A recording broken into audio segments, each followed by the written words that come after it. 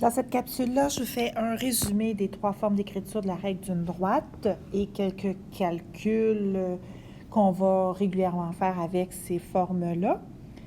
Et on a fait la même chose en classe, donc je fais un petit résumé rapide en réutilisant et en réexpliquant les mêmes exemples. Alors, la première forme, c'est la forme fonctionnelle ou canonique. Ça dépend des ouvrages. Dans le point de mire, ils utilisent canonique, mais on voit honnêtement pas mal plus souvent la forme fonctionnelle comme terminologie. C'est la règle écrite sous la forme y est égal à ax plus k, que vous avez vu en secondaire 3, entre autres. Le paramètre a, le coefficient du terme en x, c'est le taux de variation ou la pente, qui viendrait, si on avait 2 points, de la variation des y sur la variation des x. Le k, c'est l'ordonnée à l'origine, la valeur initiale, là où on va croiser l'axe des y. Ce qui n'est pas apparent directement dans la forme, ce qui n'est pas un renseignement gratuit, ce qui est à calculer, c'est l'abscisse à l'origine, le zéro de fonction. À quel endroit la droite va croiser l'axe des x? Donc, on sert des définitions d'abscisse à l'origine, on remplace y par 0, puis on irait calculer x. Un petit exemple, le même qu'on a fait en classe, on part avec y est égal à 2 tiers x moins 6. Moins 6 étant la valeur initiale, l'ordonnée à l'origine, on sait que la droite va croiser l'axe des y à moins 6. Le taux de variation, c'est 2 tiers. Je réexplique un peu qu'est-ce que ça signifie. Variation des y sur variation des x, c'est de 2 tiers. Quand x varie de 3, donc à partir du point qu'on a déjà placé, 1, 2, 3, le y, lui, va croître de 2. 1, 2. Donc, on aurait un autre point ici.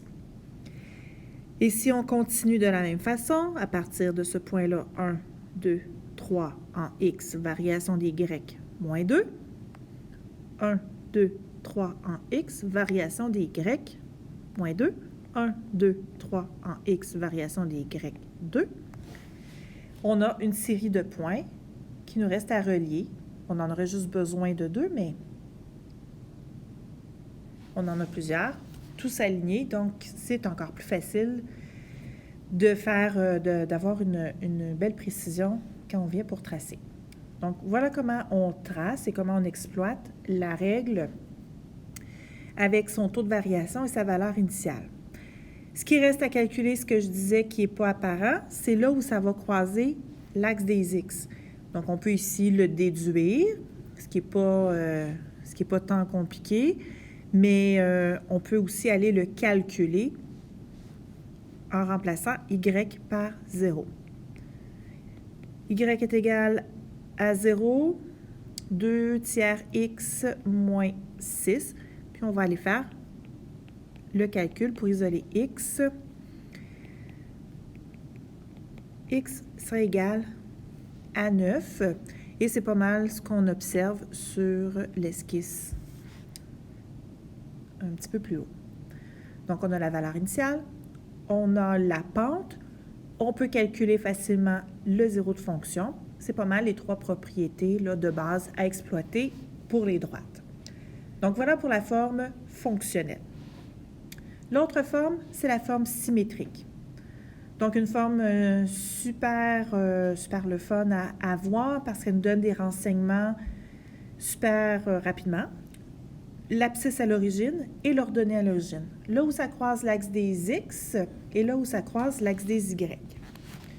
Donc, c'est une équation où, au dénominateur, vous allez retrouver des renseignements directement. Ce qu'on n'a pas, c'est la pente. La pente doit être calculée. Donc, je vais vous remontrer comment on fait pour aller chercher cette information-là. Je pars de l'exemple qui est le même en passant. C'est 2 façons différentes d'écrire sous la forme symétrique la même droite. Une où j'ai utilisé les fractions et l'autre où j'ai utilisé les décimales. Et même si ça ne respecte pas les conventions d'écriture mathématique, c'est correct pour la forme symétrique, on laisse ça comme ça. X sur 4/5 plus Y sur moins 1/2 est égal à 1. ça nous laisse comme information que l'axe des x va être croisé à 4/5 ou à 0,8. Donc ça, c'est 0 de fonction. Et que l'axe des y va être croisé à -1/2. Comme ceci. À partir de 2 points, on trace. Donc, rapidement, on sait que la droite a une pente qui va être positive. On n'a pas cette information-là, mais on sait que ça va être positif. Quand on va chercher la pente, à partir de la forme symétrique, deux façons. Comme la forme symétrique nous donne 2 points, soit 4/5, 0 et 0 moins 1/2, on peut aller faire le calcul avec la formule variation des y sur la variation des x.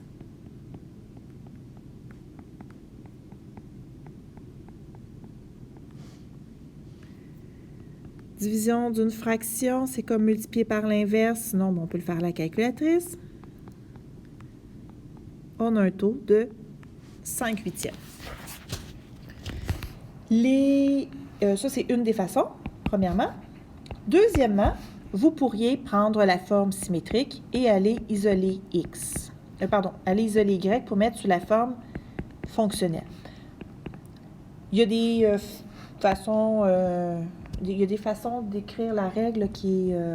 c'est un petit peu plus compliqué, comme ici, là, on a 2 fractions dans des fractions. C'est un petit peu plus de travail algébrique. C'est peut-être plus rapide d'aller calculer la pente comme je l'ai fait juste avant, mais c'est quand même possible d'aller travailler ça. Je vais aller isoler y, donc essentiellement, je vais commencer par garder le terme y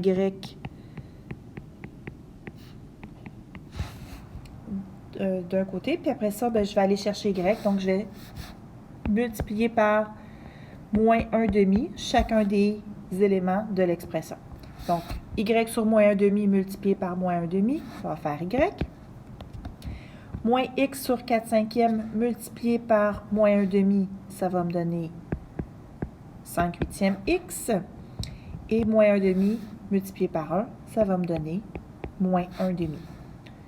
C'est normal de retrouver le k sous la forme fonctionnelle qui est -1/2 et le dénominateur sous la forme, le dénominateur de la fraction y sous la forme symétrique. C'est le même renseignement. Tous les deux donnent la valeur initiale. Donc, quand on retrouve un et l'autre dans les règles, ça nous permet de se valider puis se rassurer un petit peu de savoir qu'on est probablement sur le bon chemin au niveau du calcul. Et ici, la question, c'était quelle est la pente? Avec la forme symétrique, je ne l'avais pas, j'allais la calculer. Et je trouve, en transformant en forme fonctionnelle, que la pente, c'est bien 5/8 comme on l'a trouvé tantôt. Donc, deux façons, pas une meilleure que l'autre. Ça dépend des calculs, ça dépend de votre aisance aussi face aux notions.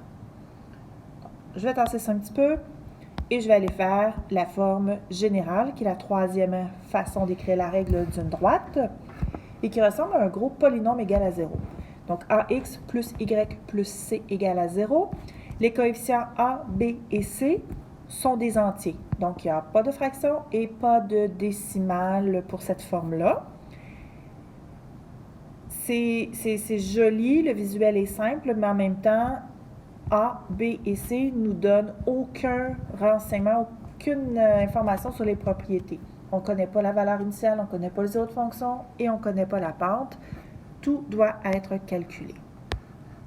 Donc, je pars ici avec 3x moins 4y plus 9 égale à 0. Donc, je reconnais que c'est égal à 0. C'est déjà un indice que c'est la forme générale. J'ai un terme en x, un terme en y, un terme constant. 3 moins 4 et 9, ce sont des entiers. Et là, je vous ai mis les calculs. Vous pouvez mettre la vidéo à la pause et puis aller observer un peu plus en détail qu'est-ce que j'ai fait. Mais essentiellement, je suis allée calculer les zéros de fonction. On fait ça en remplaçant y par 0. Je suis allée calculer la valeur initiale. On remplace x par 0. Et je suis allée calculer la pente. Dans le fond, j'ai transformé la forme générale en forme fonctionnelle ou en forme canonique. Puis le 3/4, bien, effectivement, c'est la valeur de la pente, le coefficient du terme en x. Ça me rassure aussi de retrouver le 9/4 comme valeur du paramètre k sous la forme fonctionnelle, parce que ce qu'on a calculé juste avant, dans la valeur initiale, c'est aussi 9/4. Avec ces infos-là, ben, on sait que le zéro de fonction, c'est moins 3. X égale à moins 3, ou le point moins 3, 0. La valeur initiale, c'est 9/4, ou le point 0, 9/4. On a 2 points.